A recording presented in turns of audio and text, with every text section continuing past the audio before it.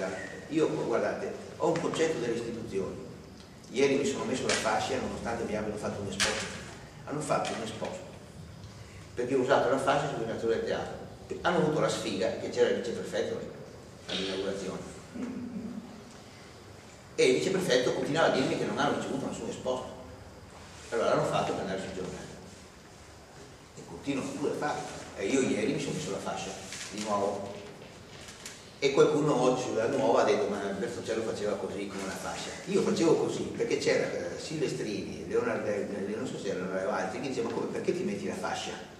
Io dicevo perché la fascia finché sono sindaco me la metto. Allora vi faccio un altro esempio. Il 2 giugno è festa della Repubblica. Non vado io a mettere giù la corona con la fascia? Ma guardate, ma capite la stupidità? La stupidità. E l'esposto non è andato.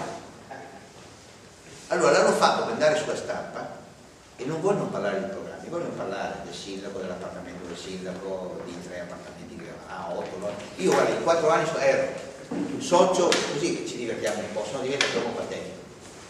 Per un po' di anni ero socio con l'Albergo Sport, che io, Michelutto, Massimo Zanon e altri abbiamo comprato l'Albergo Sport. Un'altra volta ero socio col figlio di Massimo Zanon per l'agriturismo, un'altra volta avevo comprato un terreno di Belli di San Nicolò. Quello che sta circolando in questi giorni in maniera consistente anche qui su Maga Bar è che Argentini mi ha regalato un appartamento. Bene, io ve lo regalo a voi, poi fate quello che volete, veniamo su Maga, ve lo regalo, ve lo tenete. Perché siccome a me non risulta che ho un appartamento lì, voglio dire, se riesce addirittura qui a su Maga, ma non, quello che mi sta preoccupando è che già la 7ª telefonata che dicevo, che stanno dicendo che quella roba è stata fatta perché Argentini mi ha dato un appartamento. Io guardate, ho una famiglia che sta bene, anzi sta anche troppo bene. Siccome sono andato via di casa giovane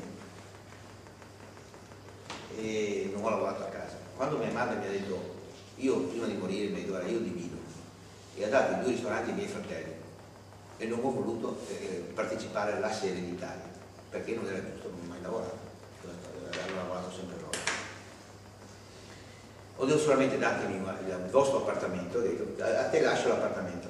Ho detto guarda, inutile problema adesso, morì fra 40 anni, per disgrazia è morta, vai me ne comprate uno piccolo a Treviso, me lo godo perché se morite fra 20 anni non me ne faccio di un appartamento che vale niente. E sono continuamente queste voci che circolano ad arte.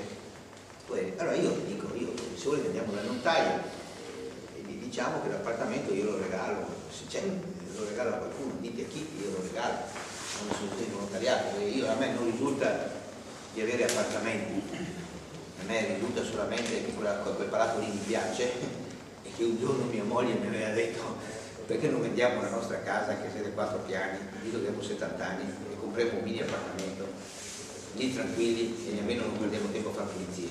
L'unica volta che io ho parlato da quella roba lì è diventato che Argentini, che tra l'altro è un pulmino, Dio ci salvi liberi, lo dico, l'avete visto sul giornale l'altro giorno, con l'ex moglie i casini che ha. Boh, detto questo, per dire che è un cormiro, insomma, che uno che non regala niente.